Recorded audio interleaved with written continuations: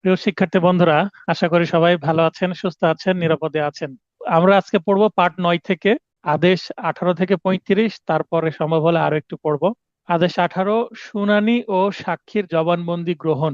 তাহলে আমরা প্রথম ক্লাসে যে চার্টটা দেখেছিলাম, যে যদি এডিআর সফল না হয়, এডিআর ব্যর্থ হয়, সেক্ষেত্রে মামলাটি কন্টেস্ট হবে, উভয় পক্ষ সাক্ষী নিয়ে আসবে, অর্থাৎ মামলাটি পিএইচ এ যাবে।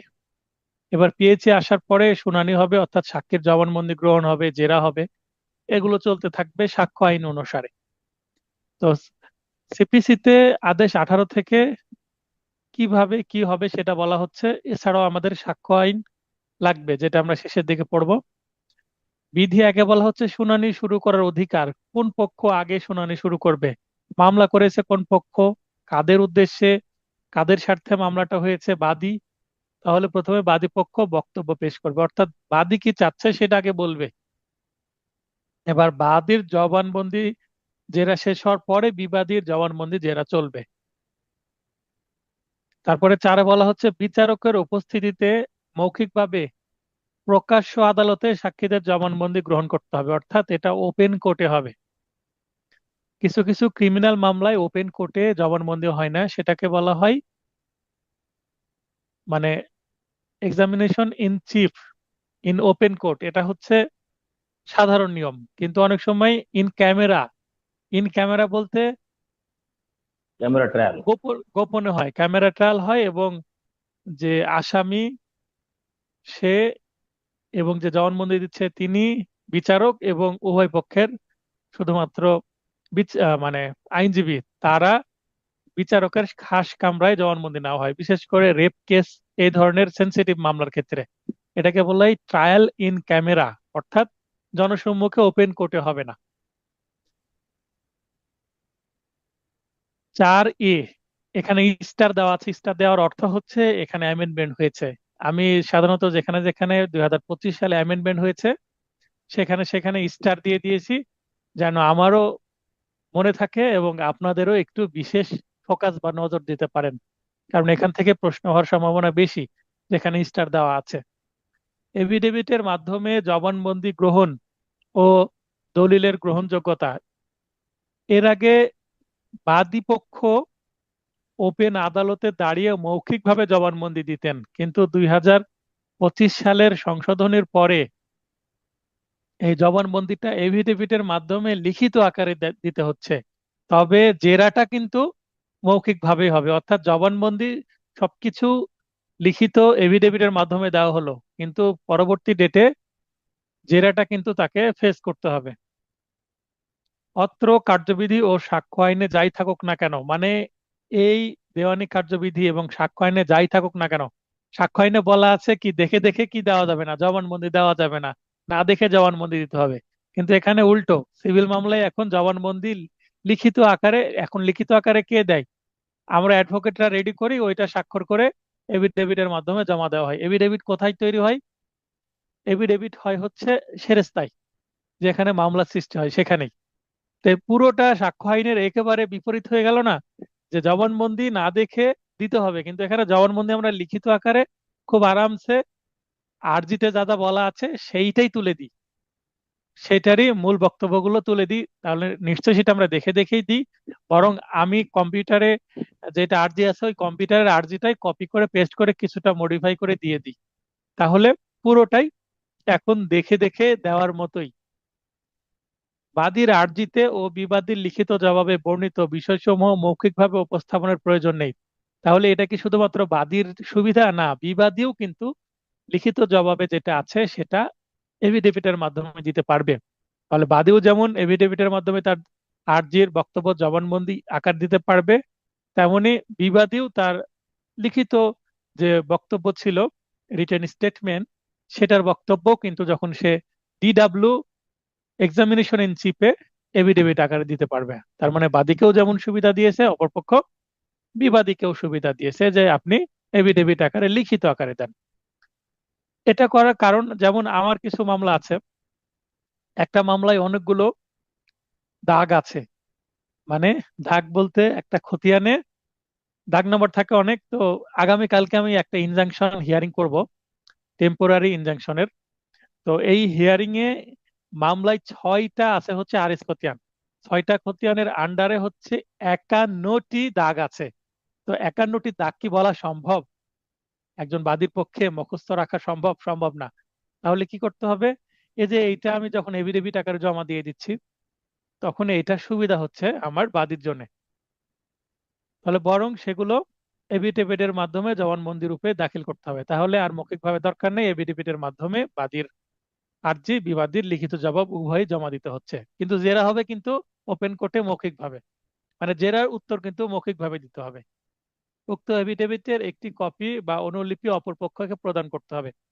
এখন আমি বাদী পক্ষে যদি আরজির এফিডেভিট আকারে, মনে করেন যে কয়জন বাদী জবানবন্দি দিবে, PW1, PW2, PW3, এভাবে আমি দিয়ে দিলাম। এটার একটা কপি অপর পক্ষকে দিতে হবে, কারণ তিনি এটা পাওয়ার হকদার। কারণ এটা স্টাডি করে উনি আমার বাদী পক্ষকে জেরা করবেন। তেমনি যখন বিবাদী পক্ষ আবার তাদের এফিডেভিট আকারে বক্তব্য দিবে, সেটা আবার আমি কপি পাবো। কারণ আমি আবার বাদী পক্ষের আইনজীবী হিসাবে বিবাদী পক্ষেও যে সাক্ষী তাদেরকে জেরা করার জন্য সেটা কাজে লাগাতে পারবো। এই হচ্ছে সমান সুবিধা বাদী বিবাদীর। এটা কিন্তু খুবই গুরুত্বপূর্ণ একটা অ্যামেন্ডমেন্ট। 12 আমরা পড়ছি আদেশ 18 বিধি 12, সাক্ষীর আচরণ সম্পর্কিত মন্তব্য গুরুত্বপূর্ণ মনে করলে আদালত তা লিপিবদ্ধ করতে পারবেন। অর্থাৎ সাক্ষী আদালতে দাঁড়িয়ে কেমন আচরণ করছে, তার শরীর ঘেমে যাচ্ছে কিনা, সে ইতস্তত করছে কিনা, প্রশ্ন করলে আ আ ও ও এরকম শব্দ করছে কিনা, তার মানে সে সঠিক ভাবে তার বক্তব্য পেশ করছে কিনা, না কোনো সন্দেহমূলক কোনো আচরণ করছে কিনা, বা বারবার আইনজীবীর দিকে তাকাচ্ছে কিনা, বা অন্য কোনো আহ তার সাথে যারা আসছে তাদের দিকে তাকাচ্ছে কিনা, মানে কারো হেল্প নিচ্ছে কিনা, এগুলো আদালত লিপিবদ্ধ করতে পারবে। কারণ মানুষের এই যে আচরণ, এটা দ্বারা বোঝা যায় যে সে সত্য কথা বলছে না মিথ্যা কথা বলছে।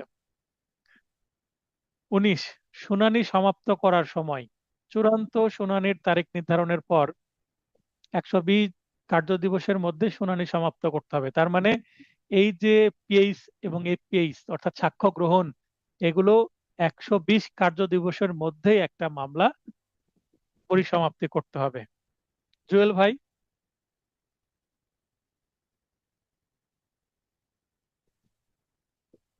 লাইন অন হয়েছে, দ্রুত কথা বলেন। স্যার আসসালামু আলাইকুম। ওয়ালাইকুম আসসালাম। ভালো আছেন স্যার? হ্যাঁ, স্যার এই যে বললেন যে বিচারক সাক্ষীর আচরণ সম্পর্কিত মন্তব্য লিপিবদ্ধ করবে, এটা কিভাবে করবে স্যার? মনে করেন সাক্ষী দাঁড়িয়ে অনেক ঘেমে যাচ্ছে, ঠিক জি আছে? স্যার।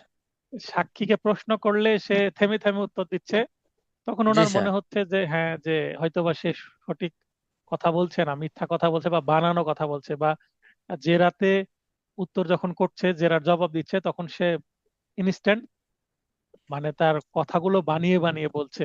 তার মানে মিথ্যা জি বানাতে স্যার। সময় লাগে, সত্য বানাতে সময় জি লাগে স্যার। না। তখন ইনি জি স্যার। এভাবে মন্তব্য লিপিবদ্ধ করবে যে সাক্ষী জেরার সময়, জেরার জবাবে উত্তর দেওয়ার আগে প্রচন্ড ঘেমে যাচ্ছিলেন।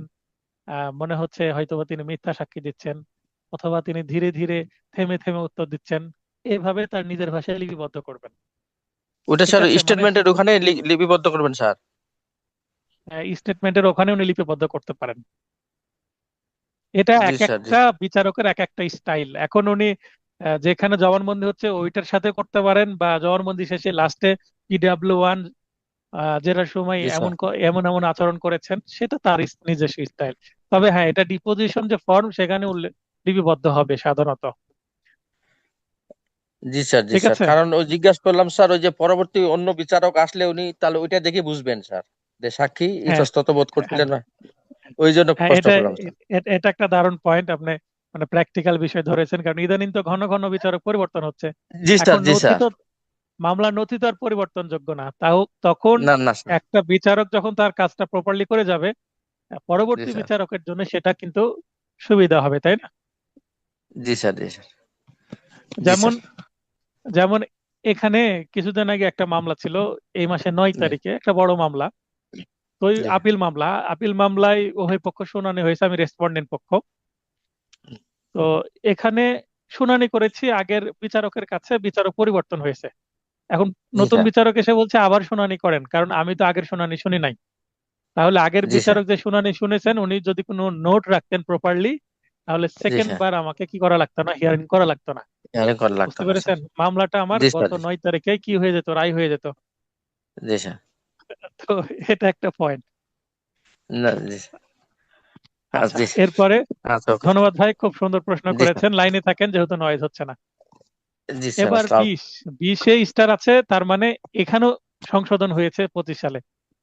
দৈনন্দিন কার্যতালিকায় আমরা যেটাকে কজ লিস্ট বলি, আমাদের একজন, আমাদের অ্যাডভোকেট ডায়েরি থাকে, এই যে অ্যাডভোকেট ডায়েরি, অ্যাডভোকেটদের এই যে ডায়েরিতে যে মামলাগুলো আমরা এন্ট্রি করি কোথা থেকে পাই, কোর্টের এক একটা কজ লিস্ট থাকে না? এই যে কজ লিস্ট বা দৈনিক কার্যতালিকা, এই তালিকায় সিভিল মামলার ক্ষেত্রে কয়টি করে রাখা যাবে এটার একটা নির্দেশনা আছে 18-20 ইত্যাদিতে মোকদ্দমা নির্ধারণ। বলা হচ্ছে চূড়ান্ত শুনানির জন্য তালিকায় 4টি আংশিক শুনানিকৃত মোকদ্দমা সহ 10টির বেশি মোকদ্দমা রাখা যাবে না। এর আগে কিন্তু 5টি ছিল, এখন 10টি করা হয়েছে, মানে ডাবল করা হয়েছে, মানে বিচারকের উপরে প্রেশার ডাবল দেওয়া হয়েছে এবার। চূড়ান্ত শুনানির পর্যায়ে তালিকায় অন্যান্য পর্যায়ের মোকদ্দমা সহ মোট 200টির বেশি মোকদ্দমা রাখা যাবে না।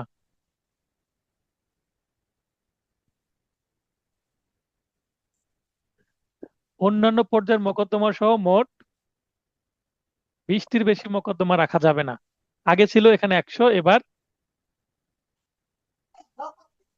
আচ্ছা, একজন মেসেজ করেছেন, কি মেসেজ? লম্বা মেসেজ। স্যার, হাট উঠাতে হলে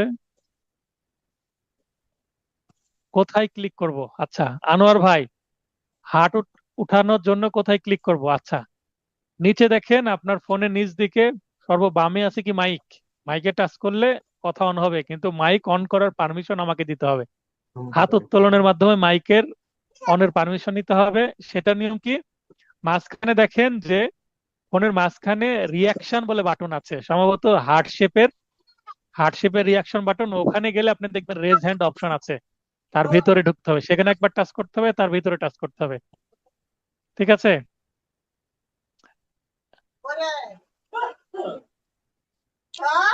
আচ্ছা, জুয়েল ভাইয়ের পাশে নয়েজ হচ্ছিল, আপনাকে মিউট করে দিলাম।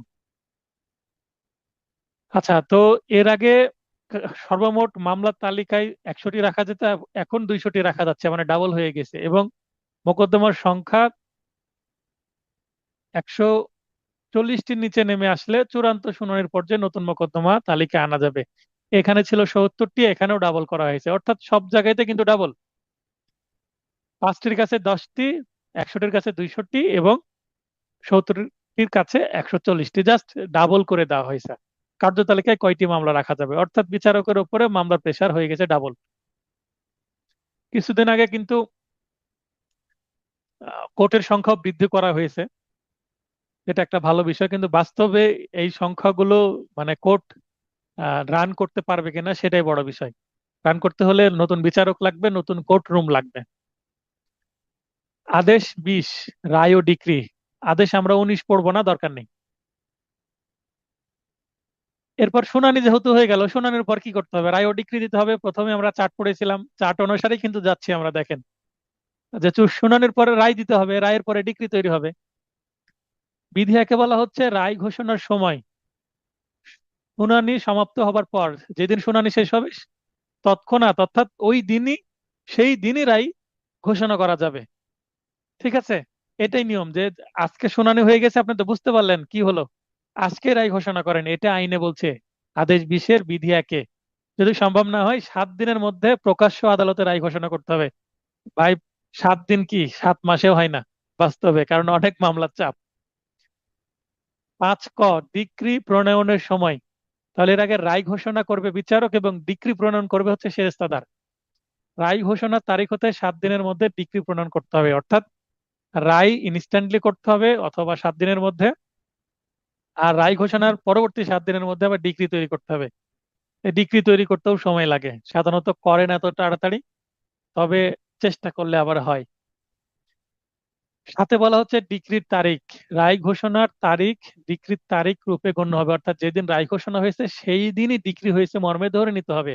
অর্থাৎ রায় ঘোষণার তারিখটাই হচ্ছে মামলার সমাপ মানে মামলার পরিপক্কতার সময়, অর্থাৎ সিদ্ধান্ত, আদালতের সিদ্ধান্ত দেওয়া হলো রায়ের মাধ্যমে, এটাই রায় ও ডিক্রির তারিখ। যদিও রায় ও ডিক্রির তারিখ ভিন্ন হয়, তবুও রায়ের তারিখটাই কি প্রাধান্য হবে পাবে। যদি কেউ আপিল করতে চায় তাহলে রায়ের তারিখ থেকে কাউন্ট করতে হবে, এতদিনের মধ্যে আপিল করতে হবে বা রিভিশন করতে হবে বা রিভিউ করতে হবে। কিন্তু ডিক্রির তারিখ কাউন্ট হবে না, যদিও ডিক্রি পরবর্তীতে তৈরি হয়। তাহলে রায়ের তারিখটাই হচ্ছে মেন। রায় অনুযায়ী প্রণীত ডিক্রিতে বিচারক স্বাক্ষর করবেন। তাহলে রায় বিচারক লিখেন এবং বিচারকই স্বাক্ষর করেন, কিন্তু ডিক্রি লিখেন সেরেস্তাদার এবং ওই ডিক্রিতে আবার বিচারক স্বাক্ষর করেন।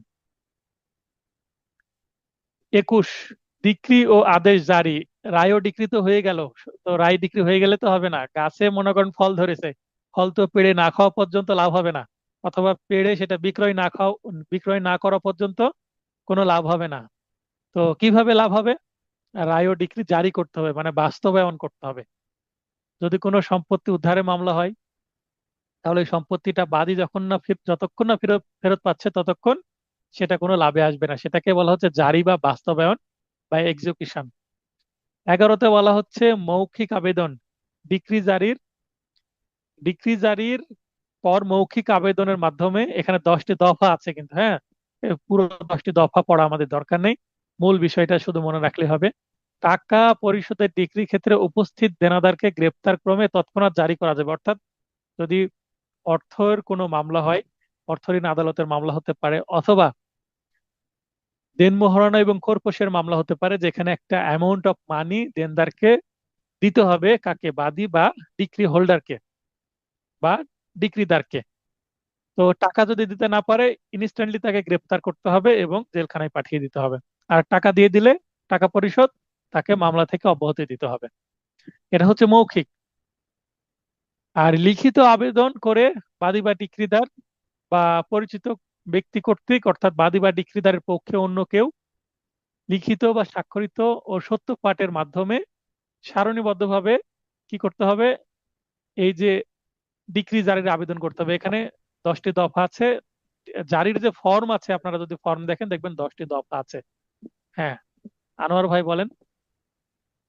জি স্যার, এখানে বিষয়গুলো স্যার যে আদেশ 18 এর মধ্যে 4টি আংশিক শুনানির ক্ষেত্রে মোকদ্দমা সহ 10টির বেশি মোকদ্দমা রাখা যাবে না। এটা স্যার কতদিন, 1 সপ্তাহ না 1 মাস না 1 বছর? আবার স্যার নিচে আছে মূল 200টির বেশি মোকদ্দমা রাখা যাবে না। ওটা স্যার কত দিনের মধ্যে, 1 বছরের মধ্যে রাখা যাবে না নাকি 1 সপ্তাহ না 1 মাস? একদিন। প্রতি পার ডে? হ্যাঁ, এখানে একটা শব্দ আছে দেখেন, কি শব্দ? দৈনিক। দৈনিক কার্যতালিকায় আদালতের দৈনিক কাজ? কার্যতালিকা আদালতের কার্যতালিকা আপনি দেখেছেন? জি স্যার। আচ্ছা, মনে করেন যে সিভিল মামলার যখন শুনানি শুরু হয়ে যায়, এখানে বলা হচ্ছে কি যে চূড়ান্ত শুনানির জন্য তালিকায়, তাহলে দেখবেন ক্যাটাগরি থাকে। যখন মামলা শুরু হয় এটাকে বলে এসআরইডি, এসআরইডি পর্যায়ে থাকবে, তারপর জবাব দাখিলের জন্য থাকবে, ঠিক আছে, তারপরে এসডির জন্য থাকবে, এডিআর এর জন্য থাকবে, এভাবে ক্যাটাগরি থাকে। তো চূড়ান্ত শুনানি এটাকে বলে পিএইচ অথবা এফপিএইচ। পিএইচ ও এফপিএইচ এর মধ্যে পার্থক্য হচ্ছে, পিএইচ হচ্ছে প্রথম শুনানি, আর এফপিএইচ হচ্ছে শুনানি অলরেডি শুরু হয়ে গেছে, সেকেন্ড, থার্ড বা লাস্ট শুনানির মধ্যে এফপিএইচ। তো পিএইচ এফপিএইচ এ 4টি আংশিক শুনানি সহ, মানে যেটা শুরু হয়ে গেছে, অর্থাৎ এফপিএইচ এ সর্বোচ্চ 4টি এবং আরো 6টি সহ মোট 10টি রাখা যাবে। অর্থাৎ পিএইচ এফপিএইচ মিলে টোটাল 10টি মামলা রাখা যাবে একদিনে। এইটা ক্লিয়ার হলো? জি স্যার। আর জি স্যার। বলছে চূড়ান্ত শুনানির পর্যায়ে তালিকায়, অর্থাৎ এই সবকিছু মিলে, এসআর, এডি, এডিআর সবকিছু মিলে আগে 100টির বেশি রাখা যেত না, এখন 200টি পর্যন্ত রাখা যাবে। বুঝতে পেরেছেন? জি স্যার। এখন 140টার কাহিনী কি? 140টার কাহিনী বলছে যে চূড়ান্ত শুনানির পর্যায়ে নতুন মোকদ্দমা তালিকায় আনা যাবে। অর্থাৎ পিএইচ এ মামলা তখনই তোলা যাবে যখন এই যে 200টা থেকে কমতে কমতে কমতে 140টাতে যখন মামলা, টোটাল নাম্বার অফ শুট 140-এ নেমে আসবে, তখন আপনি পিএইচ এ মামলা নিয়ে যেতে পারবেন, অথবা নিয়ে যেতে পারবেন না। অর্থাৎ নতুন যে 10টি ছিল, এই 10টির ক্ষেত্রে ধীরে ধীরে কমে গেল, 10টি থেকে 4টি, 5টি, 6টি। হ্যাঁ, 10টি থেকে 8টি 9টি এভাবে কমে গেল, 9টি 8টি 7টি কমে গেলেও আপনি পেইসে মামলা নিয়ে যেতে পারবেন না যতক্ষণ না 140-এ আবার মোট মামলার সংখ্যা নেমে আসছে। এগুলো পেশকার ভালো বোঝেন, পেশকারেরা এগুলো মেনটেন করেন। ঠিক আছে? জি স্যার। আচ্ছা স্যার, থ্যাংক ইউ স্যার। আচ্ছা, গোলাম মোস্তফা ভাই প্রশ্ন করতে চাচ্ছেন, বলেন। হ্যাঁ স্যার, আমার এই মানে যে কোশ্চেন এটা ওই রিলিভেন্ট, বড় ভাই যেটা করছে ওইটার সাথে রিলিভেন্ট। এখন এই যে চূড়ান্ত শুনানির পর্যায়ে তালিকায় অন্যান্য পর্যায়ে মোকদ্দমা সহ মোট 200টির বেশি মোকদ্দমা রাখা যাবে না। এটা কি একদিনে একজন জাজের আন্ডারে 200টি মোকদ্দমা থাকবে? এটা কিভাবে সম্ভব? এটাই তো বলছি, কিভাবে সম্ভব? সম্ভব, আইন করে দিয়েছে। আর জজ বুঝবে, বেতন নিবে একটা হিউজ অ্যামাউন্টে, ওনারা বেতন নেবেন, কাজ করবেন না, প্রয়োজনে রাত 10টা বাজুক, সমস্যা কি? আইন আইন আচ্ছা আইন কাগজে করে দিয়েছে, এখন বাস্তবে পরিণত হবে কি করে সেটা পরের বিষয়। আচ্ছা, এটাই কোশ্চেন ছিল যে 200টি কি অনেক বেশি হয়ে যায় আর কি। আগে ছিল মাত্র, আগে ছিল 100টি, এটা ডাবল করে 200টি করেছে। মনে করছে যে এখানে যা যা ছিল, আগে ছিল 10টি, 10টির কাছে 5টি ছিল, 10টি করে দিয়েছে। 100টিকে 200টি করে দিয়েছে, 70টাকে 140 করে দিয়েছে, মানে ডাবল করে দিয়েছে জাস্ট। ঠিক আছে? আচ্ছা এখন যারা করেছেন তারাই ভালো জানেন যে কিভাবে এটা সম্ভব। বুঝতে পেরেছেন? আমাদের সময় এই মুহূর্তে একটা বিচারক, খুব মহান বিচারকের নাম মনে পড়ছেন, উনি আমাদের মহানগর দায়রা জজ ছিলেন।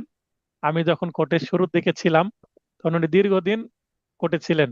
ওনার মানে সবাই খুব ভালো একজন বিচারক ছিলেন। তো ওনার পুরো নাম আমার এই মুহূর্তে মনে পড়ছে না। উনি সম্ভবত 23 সাল বা 22 সালের দিকে রিটায়ার করেছেন, ইলিয়াস স্যার। হ্যাঁ, উনি মহানগর দায়রা জজ ছিলেন, খুব ভালো একজন বিচারক ছিলেন।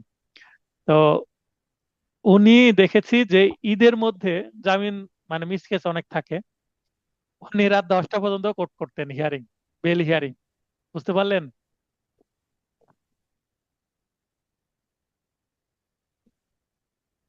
ওমর ভাই প্রশ্ন করতে চাচ্ছেন?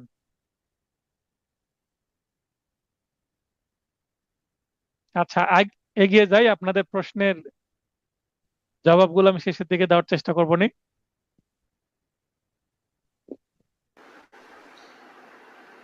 হ্যাঁ, ওমর ভাই জি জি জি প্রশ্ন করেন, স্যার।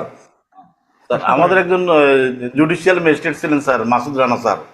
উনি হ্যাঁ, রাত 10টা 11টা ওনার টাইম নেই, উনি কত হলো করতে থাকলো। ওনার কিন্তু ডিস্ট্রিক্ট জজ বারবার ইয়ে দিচ্ছে যে আপনি এটা বন্ধ করেন, লয়ার আপনার মধ্যে বিরক্ত না, উনি করেই হ্যাঁ। গেছে। এই জন্য শেষ পর্যন্ত স্যার ওনারে এক মামলা এমন ভাবে ফাঁসাইছে, ওনারে একদিনের জন্য উনি জেল হয়েছে। এটা কিন্তু বিচারকদের একঘেয়েমি স্যার। আর ওই যে 200টির ওইটা, কথা বলছেন স্যার, স্যার এটা তো মনে হ্যাঁ, করেন যে সিরিয়ালে আসে স্যার। তখন ওই যে আস্তে আস্তে নিচের থেকে নামবো 99 98 97 এভাবে মানে ইয়ের দিকে আসে আর কি স্যার। হ্যাঁ, হ্যাঁ, না এই জন্য এগুলো এগুলো হ্যাঁ। এগুলো প্র্যাকটিক্যাল বিষয়, সম্ভব কি সম্ভব না সেটা আমাদের ম্যাটার না। আইনে যেটা লেখা আছে আমরা সেটা জানবো, কারণ এখান না থেকে এটা এমসিকিউ সম্ভব স্যার, প্রশ্ন আসবে। সম্ভব। জি এখান স্যার, থেকে জি এমসিকিউ প্রশ্ন আসবে, তাই না? জি স্যার। আচ্ছা, মনে করেন যে 200টা মামলা থাকলো, 200টা শুনানি তো সম্ভব না, 20টা শুনানি করলো, বাকি 180টা জাস্ট ডেট দিয়ে দিল। জি বোঝেননি? জি জি জি জি জি জি এইভাবে এটাই তো ডাকে স্যার, জি। এইভাবেই তো টেকনিক। হয়। জি স্যার, তো ঠিক জি। আছে। ঠিক আছে, ধন্যবাদ স্যার, জি। আচ্ছা, এরপরে 22 বিধি, কতিপয় ক্ষেত্রে জারির বিরুদ্ধে কারণ দর্শাতে নোটিশ 2 বছর পর হলে বিবাদীকে বা দেনাদারকে কারণ দর্শাতে হবে। অর্থাৎ মামলার রায় ডিক্রি হওয়ার 2 বছরের মধ্যে জারি করলে নোটিশ দেওয়ার দরকার নেই, ডিরেক্ট ওয়ারেন্ট হয়ে যাবে। কিন্তু 2 বছর পর যদি করা হয় তাহলে নোটিশ দিতে হবে আগে, ডিরেক্ট ওয়ারেন্ট দেওয়া যাবে না।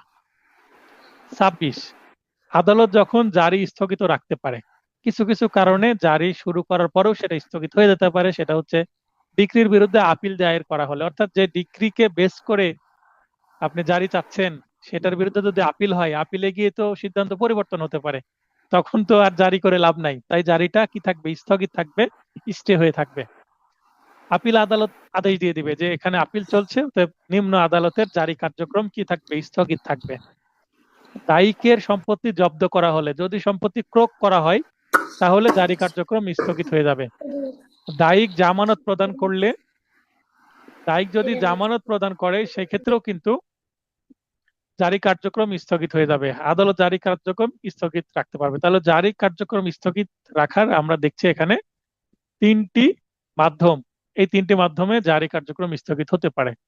এরপরে একই আদেশের 30 বিধিতে বলা হচ্ছে টাকা পরিশোধের ডিক্রি ক্ষেত্রে দায়িককে দেওয়ানি কারাগারে আটক বা তার সম্পত্তি ক্রয় ও বিক্রয় বা উভয় প্রকারে ডিক্রি জারি করা যাবে। তাহলে টাকা পরিশোধের ডিক্রি ক্ষেত্রে যার যাকে টাকা দিতে হবে তাকে দেওয়ানি কারাগারে আটক রাখা যাবে, অথবা তার সম্পত্তি ক্রয় করা যাবে, অথবা অকশনে বিক্রয় করা যাবে, অথবা ক্রয় করে তারপরে অকশনে বিক্রয় করা যাবে। এগুলো হচ্ছে পদ্ধতি। 30 এতে বলা হচ্ছে, এখানে 30 এতে এখানে টাকা পরিশোধের ডিক্রি জারির বিশেষ বিধান এখানে স্টার দেওয়া আছে, তার মানে এখানে সংশোধন করা হয়েছে। বলা হচ্ছে ডিক্রিদারের আদেশক্রমে ডিক্রির সমুদয় বা আংশিক পরিশোধিত অপরিশোধিত অর্থের জন্য দায়ীকে সর্বোচ্চ 6 মাস বা 6 মাস অথবা অর্থ পরিশোধ না করা পর্যন্ত দেওয়ানি কারাগারে আটক রাখা যাবে, যেটি আগে আসে। তার মানে 6 মাসও রাখা যাবে, অথবা যতদিন সে টাকা পরিশোধ না করছে, অর্থাৎ 6 মাস সর্বোচ্চ দিবে, কিন্তু তাকে রাখার পর সে যদি 2 মাস পরে বা 2.5 মাস পরে বা 3 মাস পরে টাকা পরিশোধ করে দেয়, তার মানে টাকা পরিশোধ যেহেতু আগে হয়ে গেল তাই তাকে ছেড়ে দিতে হবে। এটা হচ্ছে বিষয়। আর সে 6 মাসও হয়ে গেল কিন্তু টাকা দিচ্ছে না, যেহেতু 6 মাস মেয়াদ পূর্ণ পূর্ণ হয়ে গেছে, তাই আগে তাকে ছেড়ে দিতে হবে, 6 মাস যেহেতু পূরণ হয়ে গেছে। তাই তাই এটাকে কি বলবো, যেটা আগে আসে, অর্থাৎ 6 মাস পূরণ হয়ে গেলে তাকে ছেড়ে দিতে হবে, অথবা টাকা যদি আগে পরিশোধ করে দেয় 6 মাসের আগে, তাও তাকে ছেড়ে দিতে হবে, অর্থাৎ মুক্ত করতে হবে। দায়ীকে দেওয়ানি কারাগারে আটক রাখার ব্যয়ভার সরকার বহন করবে। এখানে একটা দারুণ অ্যামেন্ডমেন্ট হয়েছে। এই যে দায়িক মানে যে টাকা দিচ্ছে না তাকে তো কারাগারে আটক রাখা হবে, দেওয়ানি কারাগার। এই কারাগারে আটক রাখার জন্য আগে কিন্তু ডিক্রিদার টাকা, যেটা খরচ সেটা কিন্তু ডিক্রিদারকে বহন করতে হতো, কিন্তু এইটা বর্তমানে 25 সালের অ্যামেন্ডমেন্টের মাধ্যমে সরকার নিজে বহন করছে। হ্যাঁ, আনোয়ার ভাই বলেন। স্যার এখন ওই যে 6 মাস আটক রাখা যাবে, 6 মাস আমি টাকা দিলাম না, তারপরেও কি আমাকে জামিন দিয়ে দিবে? হ্যাঁ, কারণ 6 মাসের বেশি রাখাই যায় না, কারণ টাকা না দেওয়ার কারণে তার সাজা দেওয়া হয় 6 মাস। 6 মাস পরে সাজা মেয়াদ পূর্ণ হয়ে গেলে তো সে এমনি মুক্তি পাবে। বুঝতে পারেননি? টাকা না দিলেও কিন্তু মুক্তি পাবে স্যার, না? টাকা না দিলেও মুক্তি পাবে, কারণ 3 মাস বা 6 মাসের মেয়াদেই দেওয়ানি কারাগার দেওয়া হয়। দেওয়ানি কারাগার সর্বোচ্চ 6 মাসই হয়, তার বেশি দেওয়াই যায় না। ঠিক আছে। হুম। এখন মনে করেন যে মোহরানা খোরপোশের মামলা, 2 লক্ষ টাকা পাবে, সে টাকা দিচ্ছে না, 6 মাসের দেওয়ানি কারাগার দিয়ে দিল। 6 মাস সে 1 টাকাও দিল না, 6 মাস পর অটোমেটিক সে মুক্তি পাবে, কিন্তু তার 2 লক্ষ টাকার 1 টাকাও পরিশোধ হবে না। পরবর্তীতে তার বিরুদ্ধে আবার আবেদন করা হলে তাকে আবার 6 মাসের কারাদণ্ড দিতে পারবে। বোঝা গেল? জি স্যার, যতক্ষণ টাকা না দিবে ততক্ষণ কেউ করা যাবে চলতেই নাকি? থাকবে, এভাবে চলতেই থাকবে। ঠিক আছে স্যার। অথবা তার সম্পত্তি ক্রয় করবে, ক্রয় করে বিক্রয় করে সে টাকা আদায় করবে। টাকা পরিশোধের ডিক্রি জারিকালে কোনো নাবালক, উন্মাদ বা দেউলিয়া বা মূল দায়িকের উত্তরাধিকারী ব্যক্তিকে দেওয়ানি কারাগারে আটক রাখা যাবে না। তাহলে মানি শুটের ক্ষেত্রে বা টাকা আদায়ের ক্ষেত্রে, সেটা যেই টাকায় হোক না কেন, এই ব্যক্তিদেরকে রাখা যাবে না কারাগারে। যদি দায়িক অপরিশোধিত অর্থের 25% এর কম নয় এমন পরিমাণ অর্থ পরিশোধ সহ অবশিষ্ট টাকা পরবর্তী 60 দিনের মধ্যে পরিশোধ করে মর্মে বন্ড সম্পাদন করে, অর্থাৎ মিনিমাম 25% দিতে হবে। অর্থাৎ টাকা যদি 1 লক্ষ টাকা হয় তাহলে 25,000 টাকা, 2 লক্ষ টাকা হলে 50,000 টাকা, 4 ভাগের 1 ভাগ মানে 25% টাকা যদি জমা দেয়, 25%-এর কম নয়, অর্থাৎ 25%-র বেশি দিতে হবে। 1 লক্ষ টাকা হলে 25,000 টাকা অথবা তার বেশি টাকা দিতে হবে, কম দিলে হবে না, 24,000 টাকা দিলে হবে না। এবং বলবে যে বাকি যে টাকা থাকলো সেটা পরবর্তী 60 দিনের মধ্যে সে পরিশোধ করবে। এরকম যদি কি করে বন্ড দেয় বা বেল বন্ড দেয়, তাহলে তাকে মুক্তি দেওয়া যাবে। অর্থাৎ কোনো দায়ী যদি দেওয়ানি কারাগারে থাকে তাকে জামিন দেওয়ার শর্ত এখানে বলা হচ্ছে। এর আগে কিন্তু শর্ত স্পষ্ট ছিল না, এবার স্পষ্ট করে দেওয়া হয়েছে এই 30 এ। এই নতুন যে বিধি, এটার মধ্যে এই বিধিটা কিন্তু একেবারে ফ্রেশ বিধি। 30 বিধি এর আগে ছিলই না। 30 ছিল কিন্তু 30 ছিল না, 30 এটা নতুন বিধি। অতঃপর 60 দিনের মধ্যে উক্ত অর্থ পরিশোধে ব্যর্থ হলে তাকে পুনরায় গ্রেপ্তার এবং 6 মাসের অধিক সময়ের জন্য আটক রাখা যাবে। তাহলে সে যদি 60 দিনের মধ্যে বললো টাকা দিয়ে দিব, যদি না দেয় তাহলে কি করতে হবে? তাকে আবার গ্রেপ্তার করা যাবে, এবং এর আগে বলা হলো সর্বোচ্চ 6 মাসের বেশি রাখা যাবে না, এবার 6 মাসের বেশিও রাখা যাবে, কারণ সে আদালতে মুচলেকা দিয়েও সেটা ভঙ্গ করেছে। তাই উপবিধি 1 থেকে 4 যে একটু আগে যেগুলো আমরা পড়লাম, 1 2 3 4, 1 2 3 4, এই 4টা বিধি এর অধীন সম্পূর্ণরূপে কারাভোগকৃত, সম্পূর্ণরূপে কারাভোগ মানে 6 মাসের কারাদণ্ড দিয়েছে, 6 মাস ভোগ হয়ে গেছে, বা আরো এরপরে আবার কারাদণ্ড দিয়েছে, আবার ভোগ হয়েছে, দায়ীকে একই ডিক্রি জারির জন্য পুনরায় গ্রেপ্তার বা আটক রাখা যাবে না। রাখা বানানটা ঠিক করে নেবেন। তার মানে যদি আপনি একবার দরখাস্ত করেন, একটা দরখাস্তের বিপরীতে একবার কারাদণ্ড হবে, এবং ওই কারাদণ্ডের মেয়াদ শেষ হয়ে গেলে ওই একই দরখাস্তের আন্ডারে তাকে আর ধরা যাবে না। কিন্তু যদি সে টাকা পরিশোধ না করে নতুন একটা ফ্রেশ দরখাস্ত করলে আবার কিন্তু এই যে 1 2 3 4 এই কার্যক্রমগুলো চলতে থাকবে। তার মানে আপনি যদি একবার দরখাস্ত করেন, 1 2 3 4 এই উপবিধিগুলো প্রযোজ্য হবে, এবং টাকা না দেয়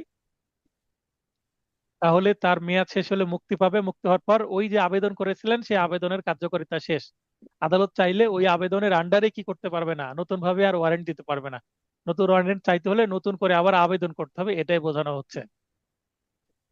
অত্র বিধির অধীন আংশিক বা সম্পূর্ণরূপে কারাদণ্ড ভোগকৃত দায়িক অপরিশোধিত অর্থ পরিশোধের দায়ী হতে অব্যাহতি পাবে না। এটা অনেকে 5 নম্বর বিধি যেন বুঝতে পারে, তাই 6 নম্বর বিধি দিয়ে বলা হলো যে টাকা তুমি যতই পরিশোধ না করে মুক্তি পাও না কেন, এই যে টাকা পরিশোধের দায় থেকে অব্যাহতি পাবে না। একটু আগে আমি আনোয়ার ভাইকে যেটা বলছিলাম, যে টাকা শোধ না করে বের হয়ে গেল, মুক্ত হলো, কিন্তু টাকার যে দিতে হবে তাকে, এই দায় থেকে সে অব্যাহতি পাবে না। তার মানে এই দায়ের জন্য তার বিরুদ্ধে আবার দরখাস্ত করে তাকে আবার আটকানো যাবে, বা তার সম্পত্তি কোনোভাবে ক্রোক করে এই টাকা আদায় করা যাবে। 32, সুনির্দিষ্ট সম্পাদন বা দাম্পত্য অধিকার পুনরুদ্ধার নিষেধাজ্ঞার জন্য ডিক্রি, যেখানে দাম্পত্য সত্ত্ব থাকে, দেওয়ানি কারাগারে আটক বা সম্পত্তি ক্রোক বা উভয়ই করা যাবে এই ধরনের ডিক্রি জারির ক্ষেত্রে। শুধু সম্পত্তি ক্রোক করলে 1 বছর ক্রোকাবদ্ধ রাখা যাবে। যদি কেউ কোনো সম্পত্তি আদালত ক্রোক করে, এই ক্রোক করা সম্পত্তি সর্বোচ্চ 1 বছর আটকে রাখতে পারবে আদালত। এর মধ্যে হয় সেটাকে ক্রোক থেকে মুক্ত করে দিতে হবে, অথবা এই সম্পত্তিটা নিলামে বিক্রি করে দিতে হবে। 1 বছরের বেশি কোনো সম্পত্তি ক্রোক করে আদালত রাখতে পারবে না, আর অমান্য করলে নিলামে বিক্রয় করে দিতে হবে। বিধি 68, বিক্রয়ের সময় ইস্তেহারের নকল সংযুক্ত দেওয়ার তারিখ হতে স্থাবর সম্পত্তি হলে 30 দিন অতিক্রমের পর এবং অস্থাবর সম্পত্তি হলে 15 দিন অতিক্রমের পর বিক্রয় করা যাবে। অর্থাৎ যে কোনো সম্পত্তি নিলাম হবে, কত তারিখে নিলাম হবে সেইটার 30 দিন পূর্বে ঘোষণা দিতে হবে স্থাবর সম্পত্তির ক্ষেত্রে, আর অস্থাবর সম্পত্তি হলে অন্তত 15 দিন পূর্বেই ঘোষণা দিতে হবে, যেন মানুষ প্রস্তুতি নিতে পারে অকশনের জন্য। 84, ক্রেতা কর্তৃক জমা ও ব্যর্থতার প্রেক্ষিতে পুনর্বিক্রয়। কোনো ক্রেতা যদি নিলামে কোনো সম্পত্তি ক্রয় করে, তাহলে তাকে সঙ্গে সঙ্গে ঘোষণার পরই ক্রয়মূল্যের 25% টাকা জমা দিতে হবে। অর্থাৎ 1 লক্ষ টাকা সম্পত্তির মূল্য হলে 25,000 টাকা জমা দিতে হবে, আর যদি 10 লক্ষ টাকা সম্পত্তির মূল্য হয় অন্তত 2.5 লক্ষ টাকা তাকে জমা দিতে হবে মিনিমাম। এর বেশি দেওয়া যাবে, কিন্তু 25% টাকা জমা দেওয়াই নিয়ম। ব্যর্থতায় অর্থাৎ 25% টাকা যদি দিতে না পারে, 25% টাকা না দিলে তখনই আবার নিলামটা বাতিল হয়ে পুনরায় নিলাম ডাকা হবে। অর্থাৎ মিস্টার রহিম যে ডেকেছিলেন তার আর ডাকার সুযোগ নাই। 85, নিলামের ক্রয়মূল্যের পুরো টাকা পরিশোধের সময় এখন বাকি 75% টাকা কবে জমা দিতে হবে? নিলামের 15তম দিনের আদালত বন্ধ হওয়ার পূর্ব পর্যন্তই। আমরা জানি সাধারণত বিকেল 5টা পর্যন্ত কোনো অফিস চলে, অর্থাৎ আদালত চলবে, তো 5টার আগ পর্যন্ত জমা দিতে হবে। যেহেতু 5টা বা 4টা সময় উল্লেখ নেই, আদালত বন্ধ হওয়ার পূর্ব পর্যন্ত এই সময়টা আমাদের মনে রাখতে হবে। 89, জমা দিয়ে নিলাম বিক্রয় রদের আবেদন। যার সম্পত্তি নিলাম হচ্ছে সে যদি মনে করে এই নিলামটা আমি আটকিয়ে দিব, অর্থাৎ আমার সম্পত্তি আমি রাখবো, সেক্ষেত্রে স্থাবর সম্পত্তির ক্ষেত্রে ক্রয়মূল্যের 5% ক্রেতাকে প্রদান করতে হবে। করে আবেদন করতে হবে এবং বাকি টাকা তো পরে প্রদান করতেই হবে। আদালতে আদায়যোগ্য সমস্ত টাকা প্রদানপূর্বক রদের আবেদন করতে হবে।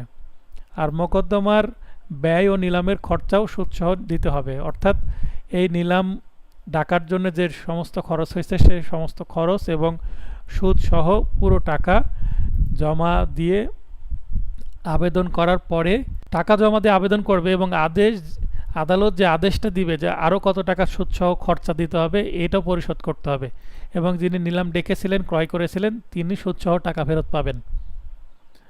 90, অনিয়ম বা প্রতারণার ক্ষেত্রে অর্থাৎ ম্যাটেরিয়াল ইরেগুলারিটি মানে অনিয়ম or fraud in publishing or conducting auction, কোনো নিলাম বা অকশন ডাকার ক্ষেত্রে বা কোনো তারিখ ঘোষণার ক্ষেত্রে যদি কোনো অনিয়ম বা প্রতারণা করা হয়, যেমন যদি কোনো নিলাম প্রচারের ক্ষেত্রে যদি কম সংখ্যক প্রচার হয় বা অল্প দিন আগে প্রচার করা হয়, ওই যে 30 দিন পূর্বে বা 15 দিন পূর্বের ক্ষেত্রে না করে 10 দিন আগে প্রচার করা হলো, সেক্ষেত্রে কি হবে? তাহলে বেশি লোক জানবে না, বেশি লোক না জানলে যেখানে 100 জন আসতো সেখানে মাত্র 10 জন আসবে, এরকম যদি হয় সেক্ষেত্রে কিন্তু এই সম্পত্তির মূল্য কমে যাবে। তাহলে এটা একটা প্রতারণা হয়ে গেল। এই হেতুতে বা এই অজুহাতে বা এই গ্রাউন্ডসে এই কারণ দেখিয়ে নিলাম বিক্রয় রদের আবেদন করা যাবে স্থাবর সম্পত্তির ক্ষেত্রে। তার মানে এখানে বিবাদী বা যার বিরুদ্ধে ডিক্রি হয়েছে তার একটা সুবিধা। 104 বিধিতে বলা হচ্ছে, এখানে স্টার চিহ্ন দেওয়া আছে, তার মানে এটা 2025 সালের নতুন সংশোধন, সরাসরি ডিক্রি জারির বিধান যুক্ত করা হয়েছে। এখানে আমরা ধারাতেও দেখেছি, আবার এখানে বিধিতেও সেটা অ্যাড করা হয়েছে। এই ক্ষেত্রে আলাদা জারি মোকদ্দমা দায়েরের প্রয়োজন নেই, মূল মোকদ্দমার অধীন ডিক্রি জারি করা যাবে।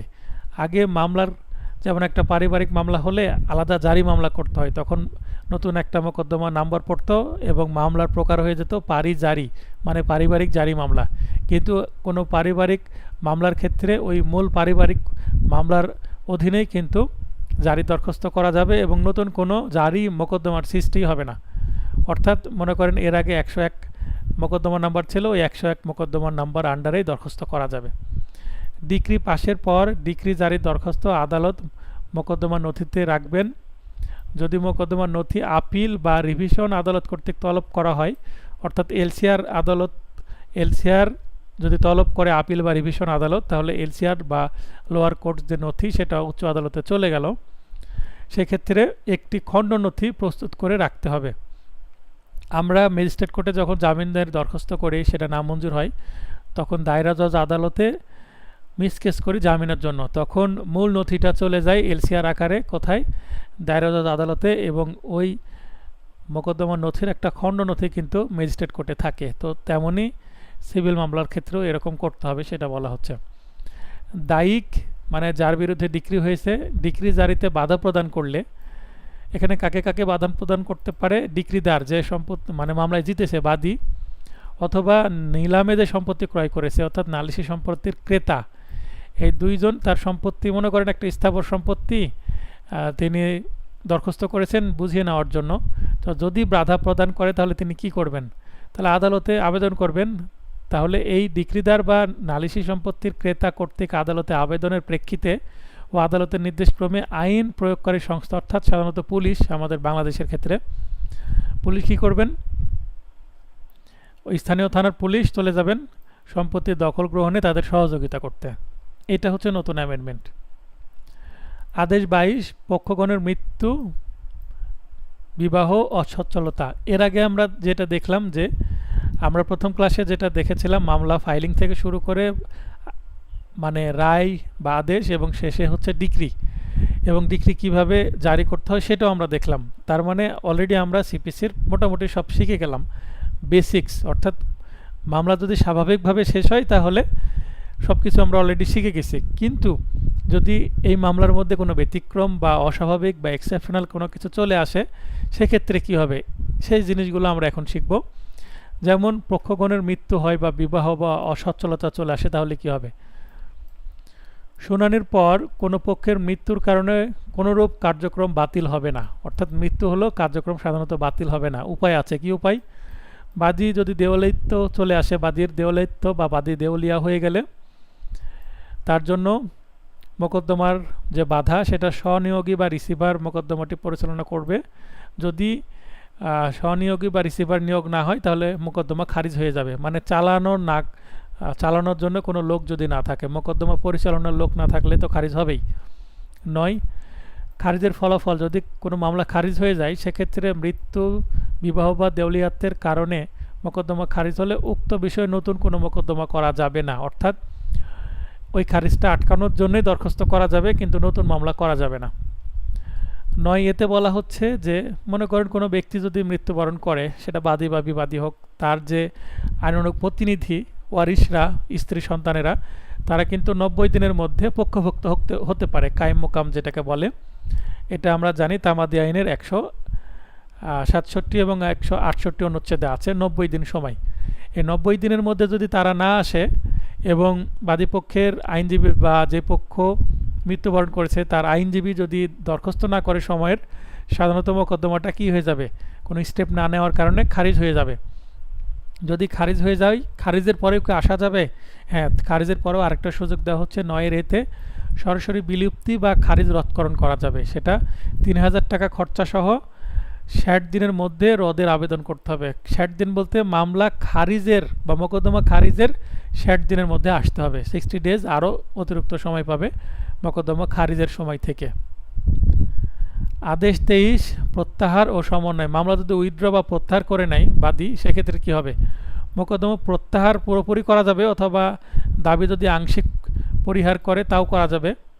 3 বলা হচ্ছে মোকদ্দমার আপোষ বা চুক্তি বা আপোষের দ্বারা সমস্ত বা আংশিক সমন্বয়ও করা যাবে। 4 বলা হচ্ছে ডিক্রি জারি কার্যক্রম প্রভাবিত হয় না, অর্থাৎ জারি কার্যক্রমে প্রত্যাহার বা আপোষ সাধারণত করা যায় না। আদালত কনভিন্সড হলে সেক্ষেত্রে করা যাবে। আদেশ 26, আমরা দেখলাম 75 ধারায় কমিশনের সম্পর্কে 4টি ক্ষেত্রে কমিশন দেওয়া যায়। এখানে আদেশ 26-এ কমিশন সম্পর্কে আরও কিছু নিয়মকানুন, পদ্ধতিগত নিয়মকানুন আমরা জানবো এখানে। একে বলা হচ্ছে সাক্ষ্য গ্রহণের জন্য কমিশন প্রেরণ করা যাবে। 4 বলা হচ্ছে যে সকল ব্যক্তির সাক্ষ্য গ্রহণের জন্য কমিশন প্রেরণ করা যাবে। ধারাতে কিন্তু ছিল না এটা, ধারাতে যেহেতু নাই আমরা বিধিতে এটা জানবো 26 আদেশের আন্ডারে। Persons for home examination commission May issue, কোনো মনে করেন সরকারি কর্মকর্তা আর্মি, নেভি বা বিমান বাহিনীতে চাকরি করে, সেক্ষেত্রে তার ছুটি হয়তো বা সহজে হবে না, তো যে ক্যাম্পে সে থাকছে সেখানে হয়তো বা চলে যাচ্ছে তার জবানবন্দি নিতে। আদালতের স্থানীয় সীমার বাইরে বসবাসকারী কোনো ব্যক্তি আদালতের স্থানীয় সীমা পরিত্যাগের উপক্রম করে কোনো ব্যক্তি, অর্থাৎ পরিত্যাগ করে চলে যেতে পারে, তখন কমিশন দিয়ে সে যেখানে থাকে সেখানে চলে যাবে কমিশনাররা, যে তার জবানবন্দি গ্রহণ করবে। প্রজাতন্ত্রে চাকরিরত ব্যক্তি জনসভার ক্ষতি ব্যতীত হাজির হওয়া সম্ভব না, একটু আগে যেটা আমরা বললাম আর্মি নেভির ক্ষেত্রে। এমন ব্যক্তির সাক্ষ্য গ্রহণের জন্য কমিশন প্রেরণ করা যাবে। সাক্ষ্য আইনের আমরা কিন্তু 32 ধারাতেও এই বিষয়টা জানবো, একই বিষয় প্রায়। 9 বলা হচ্ছে স্থানীয় বা সরজমিনে তদন্ত বা পরিদর্শনের জন্য কমিশন, লোকাল ইনভেস্টিগেশন। বিরোধীয় বিষয় ব্যাখ্যা বা সম্পত্তির বাজার দর নির্ণয়, ক্ষতিপূরণের পরিমাণ নির্ণয়, অন্তর্বর্তীকালীন মুনাফা কত হবে সেটা নির্ণয়, বাৎসরিক প্রকৃত মুনাফা নির্ণয় করার উদ্দেশ্যে কমিশন দেওয়া যাবে। এই কমিশন দিলে তারা কিন্তু অনধিক 3 মাসের মধ্যে কমিশনের কাজ সম্পন্ন করে প্রতিবেদন আদালতে দাখিল করবেন। 11, হিসাব পরীক্ষা বা সমন্বয়ের জন্য কমিশন দেওয়া যাবে। 13তে বলা হচ্ছে প্রাথমিক ডিক্রির পর স্থাবর সম্পত্তির বাটোয়ারার জন্য কমিশন প্রদান করা যাবে। এখানে 54 ধারা ব্যতীত, 54 ধারায় যেটা বলা নাই। তো মনে করেন কারো যদি সম্পত্তি বাটোয়ারার জন্য ঝামেলা হয় ভাই বোনদের মধ্যে বা ওয়ারিশদের মধ্যে, তো এক পক্ষ বলছে যে আমরা করে নিব, অপর পক্ষরা হয়তো বা বলছে আমরা করে নিব না। তো যারা রাজি আছে তারা বাদী হলো, এবং যারা রাজি হচ্ছে না তাদেরকে বিবাদী করা হলো। মামলা রায় হলো, ডিক্রি হলো। রায় ডিক্রির পরেও যারা বিরোধিতা করছিল বিবাদী, তারা কিন্তু মেনে নিচ্ছে না, তখন কমিশন নিয়োগ করা হবে। কমিশনার হিসাবে অ্যাডভোকেট আসবেন, যারা কমিশন সম্পর্কে বোঝে কীভাবে ভাগ বাটোয়ারা করতে হয়, তারপরে ডিক্রি অনুসারে সেটা ভাগ বাটোয়ারা করে দিবেন। আর সরকারি সার্ভেয়ার থাকবে বা আমিন থাকবে, তারা এখানে খুঁটি পুঁতে বা লাল নিশান পুঁতে স্থাপন করে লাল নিশান দিয়ে আলাদা আলাদা করে চিহ্নিত করে দেয়, মানে আলাদা আলাদা আলাদা পৃথক সাম করে দেয়, এই অংশ এই ব্যক্তি পাবে, এই অংশ এই ব্যক্তি পাবে, এইভাবে আলাদা আলাদা করে দেয়। এগুলো করতে যেন বাধা সৃষ্টি না হয়, সেক্ষেত্রে স্থানীয় থানার পুলিশও কিন্তু সহযোগিতা করতে পারবে। থানার পুলিশকেও কিন্তু চিঠি দিয়ে সহযোগিতার কি দেওয়া হবে, মানে অনুরোধ নির্দেশ দেওয়া হবে। 14, কমিশনের কার্যপদ্ধতি কেমন হবে, এটা কিন্তু ধারাতে ছিল না, এখানে দেওয়া আছে 14 বিধিতে।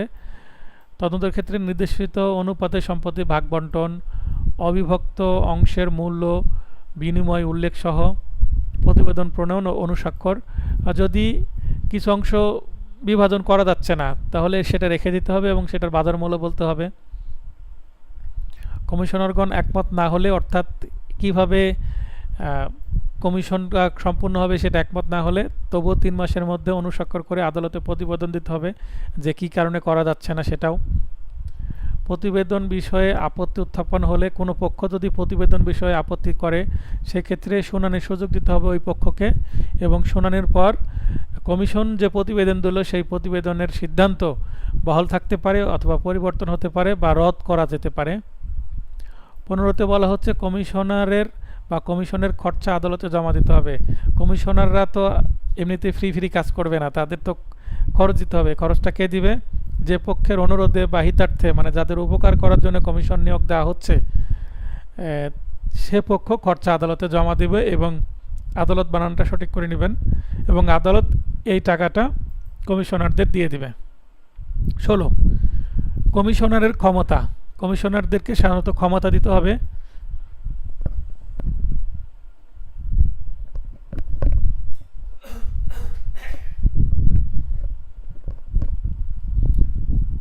সাক্ষ্য গ্রহণ, দলিল ও বস্তু তলব ও পরীক্ষা, জমি বা গৃহে যুক্তিসঙ্গত সময়ে প্রবেশ করতে পারবে, অর্থাৎ এটা অনুপ্রবেশ হবে না, আইনসঙ্গতভাবে প্রবেশ করতে পারবে, সেই ক্ষমতা কিন্তু কমিশনারদের দিতে হবে বা দেওয়া হবে। 23, মোকদ্দমার বিচার নিষ্পত্তির সময় হতে কমিশনার কর্তৃক ব্যয়কৃত সময় বাদ দেবে। কমিশনার যদি 2 মাস বা 3 মাস সময় নিয়ে নেয় কমিশনার কাজে, তাহলে এটা কিন্তু বিচার নিষ্পত্তির যে 120 দিন সময় শুনানির, সেই সময় থেকে কিন্তু বাদ যাবে। আদেশ 27, সরকার বা তাদের বিরুদ্ধে বা তাদের কোনো কর্মচারীর বিরুদ্ধে মামলা করা হলে, অর্থাৎ সরকার বা সরকারি কর্মচারী কর্তৃক, মানে বাদী হয়ে মামলা, অথবা তাদের বিরুদ্ধে অর্থাৎ বিবাদী করে যদি মামলা করা হয় সেক্ষেত্রে কি হবে? বিধি 1 বলা হচ্ছে সরকার কর্তৃক বা তাদের বিরুদ্ধে মোকদ্দমা নিযুক্ত ব্যক্তি কর্তৃক আর্জি বা জবাব স্বাক্ষরিত ও সত্যায়িত হবে। অর্থাৎ মামলা যদি বাদী হয় সরকার, স্থাবর সম্পত্তির ক্ষেত্রে বাদী যদি সরকার হয় তাহলে ডিসি বা জেলা প্রশাসক স্বাক্ষর করবেন, আর বিবাদী হলে লিখিত জবাবেও কিন্তু জেলা প্রশাসক স্বাক্ষর করবেন, এবং অন্যান্য যদি মামলা হয় অন্যান্য অফিসের যে প্রধান তিনি স্বাক্ষর করবেন। আদেশ 27, শাসনতান্ত্রিক ব্যাখ্যা সংক্রান্ত প্রশ্ন সংবলিত মোকদ্দমার ক্ষেত্রে বিধি 1 বলা হচ্ছে মোকদ্দমায় অ্যাটর্নি জেনারেলকে নোটিশ প্রদান করার পর অগ্রসর হতে হবে। অ্যাটর্নি জেনারেলকে না জানিয়ে এই ধরনের মামলা করা যাবে না। রিসেন্টলি এটা 2025 সালে প্রশ্ন এসেছিল এখান থেকে। আদেশ 32, যদি বাদী বা বিবাদী নাবালক হয় বা উন্মাদ হয় তাহলে তাদের দ্বারা মামলা বা তাদের বিরুদ্ধে কিভাবে মামলা করতে হবে। তারা তো মামলা করতে পারে না। আমরা জানি তামাদি আইনের 6 ধারায় 3 প্রকার ব্যক্তি, নাবালক, উন্মাদ এবং জড়বদ্ধ ব্যক্তি মামলা করতে পারে না। তো সেক্ষেত্রে কি হবে? নেক্সট ফ্রেন্ড বা আসন্ন বন্ধু বা পরবর্তী বন্ধু, বাংলা আসন্ন বন্ধু বা পরবর্তী বন্ধু বা অভিভাবক যাই থাকুক না কেন, ইংলিশ একটাই নেক্সট ফ্রেন্ড। তো তাদের কর্তৃক নাবালকের মোকদ্দমা দায়ের করতে হবে। আসন্ন বন্ধু ব্যতীত মোকদ্দমা দায়ের করা হলে নথি হতে আর্জি অপসারণ করা হবে। কি আসন্ন বন্ধু বা অভিভাবক নিযুক্ত হতে পারে? সুস্থ মস্তিষ্ক সম্পন্ন সাবালক যে কোনো ব্যক্তি হতে পারবেন। 10 বলা হচ্ছে আসন্ন বন্ধু অপসারণ ইত্যাদিতে কার্যক্রম স্থগিত বা অবসর বা মৃত্যুতে কোনো আসন্ন বন্ধু যদি বলে যে আমি আর এই মামলা পরিচালনা করতে রাজি নাই, তাহলে অপসারণ হতে পারেন, বা তিনি যদি স্থগিত করতে চান, মানে অবসর নিতে চান এই জায়গা থেকে, মামলা থেকে, অথবা তার মৃত্যু হয় তাহলে মামলার কার্যক্রম স্থগিত হবে এবং কোনো নাবালক সাবালক হওয়ার পর ওই মামলাটা তিনি নিজে আবার পরিচালনা করতে পারবে, অথবা পরবর্তী আরেকজন নেক্সট ফ্রেন্ড নিযুক্ত করেও মামলাটা পরিচালনার জন্য ব্যবস্থা নেওয়া যেতে পারে। 12, নাবালক বাদী বা আবেদনকারী হিসাবে সাবালক হলে কি পদ্ধতি হবে? যে নাবালকের জন্য আসন্ন নিয়োগ করা হয়েছিলেন তিনি যদি সাবালক হয়ে যায় তাহলে ওই সাবালক হওয়ার পর নিজের মামলা নিজেই অগ্রসর হতে পারবে নিজের নামে। তাই ওই নেক্সট ফ্রেন্ড এই মামলায় আর থাকবে না, অপসারণ হয়ে যাবে এবং শিরোনাম ত্রুটিমুক্ত হবে। অর্থাৎ এই মামলাটি যে নেক্সট ফ্রেন্ড কর্তৃক দায়ের করা হয়েছে সেই কথাটা সংশোধন করে সাধারণভাবে যে মামলা হয় সেইভাবে শিরোনাম ত্রুটিমুক্ত করতে হবে। 15 বিধিতে বলা হচ্ছে মানসিক ভারসাম্যহীন ব্যক্তিদের ক্ষেত্রে বিধি প্রয়োগ। অত্র আদেশের 1 থেকে 14 নং বিধি, অর্থাৎ আমরা যে নেক্সট ফ্রেন্ড নাবালকের ক্ষেত্রে যেভাবে নিয়োগ করা হয় এবং যেভাবে তাদের ক্ষমতা থাকে এবং যে বিধিগুলো আমরা দেখলাম, ঠিক একই বিধি যতদূর সম্ভব প্রযোজ্য হবে মানসিক ভারসাম্যহীন ব্যক্তির ক্ষেত্রে, অর্থাৎ উন্মাদের ক্ষেত্রেও। আমরা যেমন 89C-তে আপিলে মধ্যস্থতা সম্পর্কে জানলাম, ওই 89A যেমন মোকদ্দমায় মধ্যস্থতায় যে বিধানগুলো ছিল ঠিক একই বিধান যতটুকু প্রয়োজনীয় পরিবর্তন সহ প্রয়োগ করা যাবে, তেমনি এটার ক্ষেত্রেও একই রকম। আদেশ 33, নিঃস্ব ব্যক্তি বা পাউপার্স কর্তৃক বা তাদের বিরুদ্ধে যদি মোকদ্দমা করতে হয় সেক্ষেত্রে নিয়ম কি? তো পাউপার্স কাকে বলবো? বিধি একে বলা হচ্ছে নিঃস্ব হিসেবে মোকদ্দমা রুজু করা যাবে, তবে নিঃস্ব বলতে বোঝাবে তাদেরকে যারা নির্ধারিত ফি প্রদানের অসামর্থ্যবান, মানে মোকদ্দমা দায়েরের যে কোর্ট ফি সেটা দিতে পারবে না, হয়তোবা মামলার যে নিযুক্ত আইনজীবী তার ফি দিতে পারবে না, এবং এটার একটা মানদণ্ড থাকতে হবে কাদেরকে নিঃস্ব বলা হবে। পরিধেয় বস্ত্র মানে তার শরীরে যে পোশাক আশাক থাকবে সেটা, ও মোকদ্দমার বিষয়বস্তু শরীরে যেটা থাকবে সেটাই না, একটা মানুষের তো আর এক সেট পোশাক থাকবে না, হয়তো বা 2-3 সেট প্রয়োজনীয় পোশাক, এবং মোকদ্দমার বিষয়বস্তু অর্থাৎ যে সম্পত্তি নিয়ে মামলা সেই সম্পত্তি ব্যতীত তার 5,000 টাকা মূল্যের সম্পত্তির অধিকারী নয়, অর্থাৎ 5,000 টাকা তার কাছে নাই বা 5,000 টাকার সম্পত্তিও তার কাছে নাই, স্থাবর বা অস্থাবর সম্পত্তি, তাহলে 5,000 টাকার কম টাকা থাকলে তাকে নিঃস্ব বলা হবে। 5,000 টাকা বা তার বেশি থাকলে নিঃস্ব বলা হবে না। 9, আবেদনপত্র অগ্রাহ্য বা নামঞ্জুর।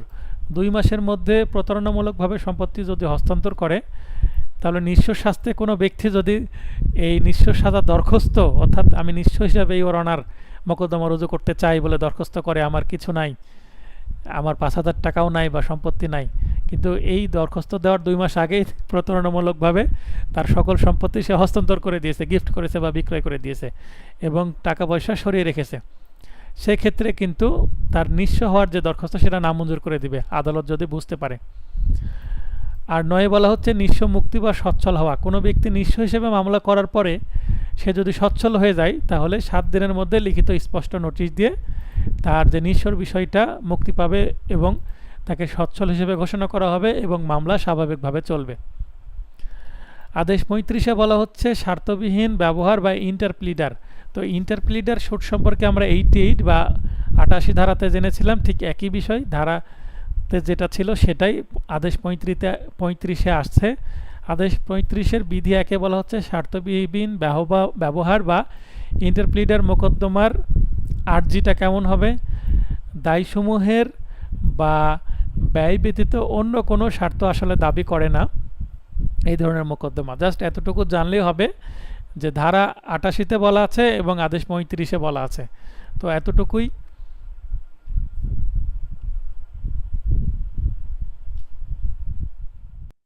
আচ্ছা, আমরা আলোচনা করতে যাচ্ছি এবার পার্ট 10, আদেশ 37 থেকে 40।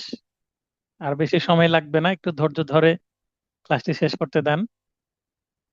আদেশ 37-এ বলা হচ্ছে হস্তান্তরযোগ্য দলিলের ওপর, মানে চেকের মামলার ক্ষেত্রে বা আরো যে মামলা হয়, যেমন নেগোশিয়েবল ইনস্ট্রুমেন্ট বলতে শুধু চেক না, আরো কিছু ইনস্ট্রুমেন্ট আছে, যেমন হুন্ডি। হুন্ডি কিন্তু একটা নেগোশিয়েবল ইনস্ট্রুমেন্ট। তারপরে প্রমিজারি নোট, এটা কিন্তু একটা নেগোশিয়েবল ইনস্ট্রুমেন্ট। তো নেগোশিয়েবল ইনস্ট্রুমেন্টের উপরে যদি সিভিল মামলা হয় সেক্ষেত্রে সংক্ষিপ্ত কার্যপদ্ধতি বা সামারি প্রসিডিউরটা কি হবে? আমরা চেকের মামলায় সাধারণত যে এনআই অ্যাক্ট 1881 সেটা অনুসারে করি, 138 ধারায় মামলা করি। তো সিভিল কোর্টেও কিন্তু মামলা সম্ভব সেটা নিয়ে। সামারি শুট নিষ্পত্তি করতে পারে হাইকোর্ট বিভাগ ও জেলা জজ আদালত, অর্থাৎ এটা জেলা জজ এবং হাইকোর্টের বিচার্য। আদেশ 38 রায়ের পূর্বে ক্রোক ও রায়ের পূর্বে গ্রেপ্তার ও ক্রোক, এটা খুবই গুরুত্বপূর্ণ একটি আদেশ। এখান থেকে এমসিকিউ রিটেন ইভেন ভাইভাতেও অনেক প্রশ্ন হয়। একে বলা হচ্ছে অর্থের মামলায়, অর্থাৎ মানি শুটের ক্ষেত্রে বিবাদীকে হাজিরার জন্য জামানত তলব যেন পলাতক না হয়, তলব করবে। সে যদি জামানত না দেয় বা হাজির না হয়, সেক্ষেত্রে গ্রেপ্তারি পরোয়ানা ইস্যু করা যাবে। বিবাদী জামানত দিতে ব্যর্থ হলে ডিক্রি না মেটানো অবধি জেলে সোপর্দ 6 মাস রাখতে পারবে 50+ টাকার জন্য, অথবা এখানে 6 মাস অথবা 6 সপ্তাহ এভাবে লেখা আছে। এর অর্থ হচ্ছে যদি 50 টাকার বেশি হয় তাহলে 6 মাস, আর 50 টাকার যদি কম হয় তাহলে 6 সপ্তাহ। 50 টাকা হলেও 6 মাস, আর 50 টাকার কম হলে 49 টাকা হলে 6 সপ্তাহ রাখা যাবে। 5, সম্পত্তি উপস্থাপনের জন্য জামানত তলব যদি করা হয় বিবাদীকে এবং সেটা করতে সে যদি ব্যর্থ হয়, তাহলে তার সম্পত্তি ক্রোক করা যাবে। সম্পত্তি ক্রোক, এটা সবচেয়ে বড় বিষয়, যে যে সম্পত্তি নিয়ে মামলা সেই সম্পত্তি সে যদি বিক্রয় করে দিতে চায়। এখানে টাকার মামলার ক্ষেত্রে হলে, অর্থাৎ একমাত্র তার সম্পত্তি আছে যে সম্পত্তি বিক্রয় করে তার টাকা আদায় করা হবে, এরকম কোন সম্পত্তি সে যদি বিক্রয় করে দিতে চায়, একমাত্র সম্পত্তি বিবাদীর, তাহলে আদালতে বাদী আবেদন করবে যে ইওর অনার, যে মামলা করেছি এই টাকার জন্য তার ওই সম্পত্তি হয়তো বা বিক্রয় করেই টাকাটা আদায় করা হবে ভবিষ্যতে। তো সে যদি ওই সম্পত্তিটা বিক্রয় করে দেয় বা হস্তান্তর করে, তাহলে আমার এই ডিক্রি পেয়ে লাভ নাই। ডিক্রির ভবিষ্যতের যে নিশ্চয়তা, সেটার জন্য এই সম্পত্তি ক্রোক করে রাখা হোক ডিক্রি পাওয়ার আগ পর্যন্ত। 6 বলা হচ্ছে যে কেন তার সম্পত্তি ক্রোক করা হবে না সেটার কারণ দর্শাতে বলবে, অথবা জামানত দিতে বলবে। জামানত দিতে যদি না পারে বা কারণ না দর্শায়, তাহলে অবশ্যই সম্পত্তি ক্রোক করবে। 11টা বলা হচ্ছে রায়ের পূর্বে ক্রোককৃত সম্পত্তি ডিক্রি জারিতে পুনরায় ক্রোক করা দরকার নাই বা করা যাবে না, অর্থাৎ প্রয়োজন হবে না, যেহেতু আগে থেকে ক্রোক করা আছে। এখন ওই সম্পত্তিটা জাস্ট বিক্রয় করে দিলেই হলো।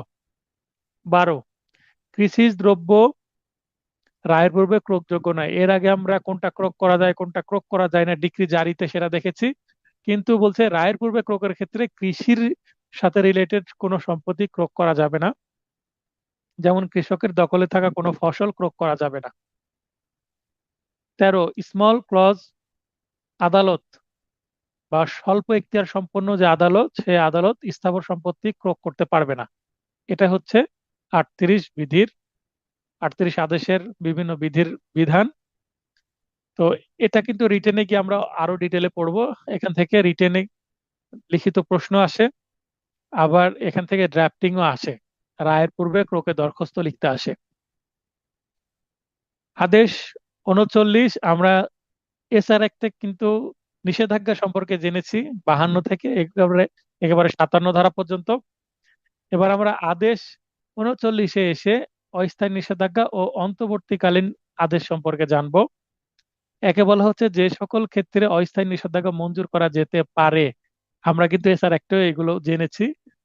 অপচয় বা ক্ষতিগ্রস্ত হবে বা হস্তান্তরিত হতে পারে, অথবা কোনো ডিক্রি জারিতে অন্যায়ভাবে বিক্রয় হবার ঝুঁকির সম্মুখীন হতে পারে সম্পত্তিটা, এবং এগুলো যদি এগুলো করে অথবা এগুলো করার ইচ্ছা প্রকাশ করে অপরপক্ষ, তাহলে বাদী বিবাদীর এই কাজগুলো আটকানোর জন্য, প্রতিরোধ করার জন্য অস্থায়ী নিষেধাজ্ঞার দরখাস্ত করতে পারে। যেমন আগামীকালকে আমি একটা সম্পত্তির আহ অস্থায়ী নিষেধাজ্ঞা চাইবো বাদী পক্ষে বিবাদীকে আটকানোর জন্য।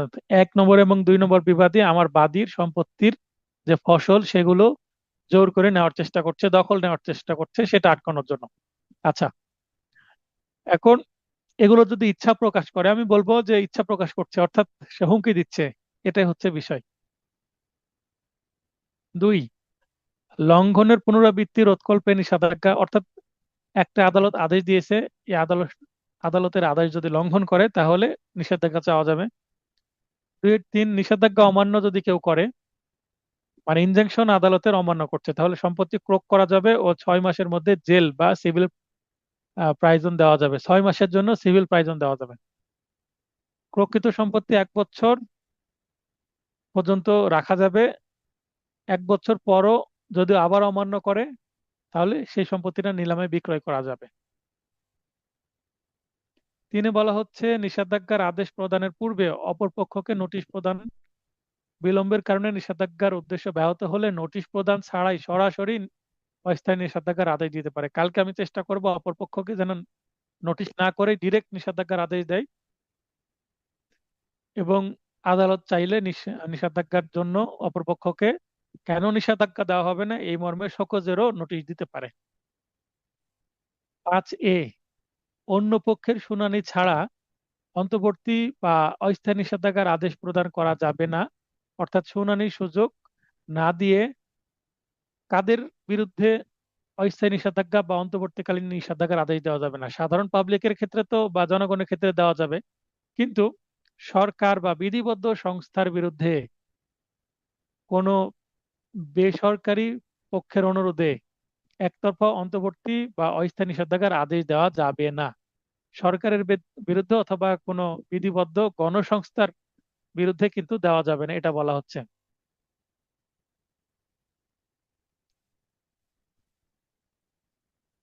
কিন্তু সাধারণ জনগণের বিরুদ্ধে, মানে একজন ব্যক্তি আরেকজনের ব্যক্তির বিরুদ্ধে নিতে পারবে, কিন্তু সরকার বা কোনো সংস্থার বিরুদ্ধে কিন্তু শুনানি ছাড়া দেওয়া যাবে না। সরকার পক্ষের অনুরোধ ক্রমে বেসরকারি পক্ষের বিরুদ্ধে একতরফা বা অন্তর্বর্তী বা অস্থায়ী নিষেধাজ্ঞার আদেশ দেওয়া যাবে। সরকার পক্ষ, তার মানে সরকারের বিরুদ্ধে না দেওয়া গেলে সরকার চাইলে কিন্তু অন্যের বিরুদ্ধে নিতে পারবে একতরফা। অপরপক্ষ অর্থাৎ বিবাদী হাজির হওয়ার 7 দিনের মধ্যে দরখাস্তের শুনানি করে নিষ্পত্তি অর্থাৎ ডিসপোজ করতে হবে।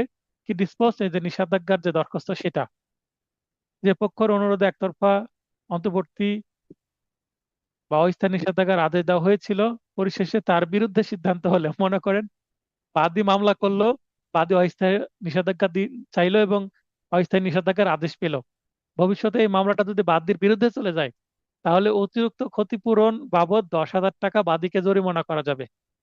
আরেকটা বিষয়, কোনো মামলায় কি শুধুমাত্র বাদী এই ধরনের নিষেধাজ্ঞা বা অন্তর্বর্তীকালীন আদেশ এর আবেদন করতে পারবে? না, বিবাদীও কিন্তু বাদীর বিরুদ্ধেও চাইতে পারবে নিষেধাজ্ঞা, দুইটাই করা যায়।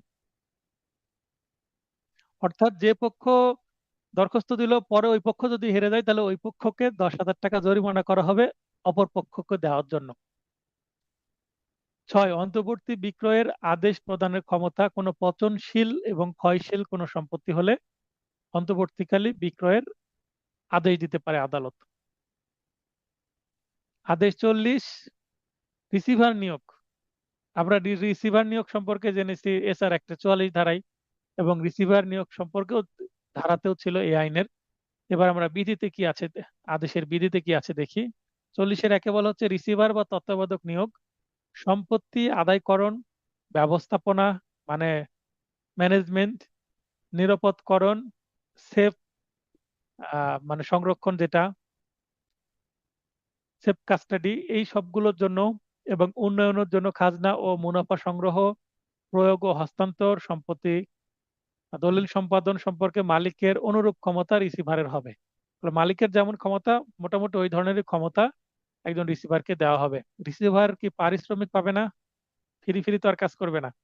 হ্যাঁ, পারিশ্রমিক আদালত নির্ধারণ করবে এবং যার জন্য রিসিভার নিয়োগ করা হচ্ছে সে এটা বহন করবে।